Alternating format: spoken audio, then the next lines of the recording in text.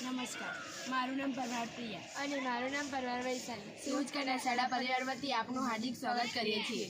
આપણે જાણીએ છીએ કે આપણો દેશ સૌથી મોટી સમસ્યાઓનો સામનો કરી રહ્યો છે, જેમ કે હવા પ્રદૂષણ. આ પ્રદૂષણને દૂર કરવા માટે આપણા દેશે સીએનજીનું પ્રોડક્શન કર્યું છે. આ સીએનજીનું પ્રોડક્શન કરવા માટે અશ્મિ બળતણની જરૂર પડે છે, જે અશ્મિ બળતણ ભવિષ્યમાં ખૂટી જવાની સંભાવના છે. આથી આપણા દેશે એવા જૈવિક બળતણની શોધ કરી જેનું નામ બાયો સીએનજી છે. બાયો સીએનજીના પ્રોડક્શન માટે બાયોગેસની જરૂર પડી છે, જે બાયો વેસ્ટમાંથી મેળવી શકાય છે. આ પ્રોજેક્ટ અમે બાયો સીએનજી વિશેની જાણકારી માટે બનાવ્યો છે. આપણે દેશના અલગ અલગ વિસ્તારમાંથી જૈવિક કચરા તથા એગ્રીકલ્ચર વેસ્ટને એકત્ર કરી ટ્રાન્સપોર્ટેશન યુનિટમાં લાવવામાં આવે છે.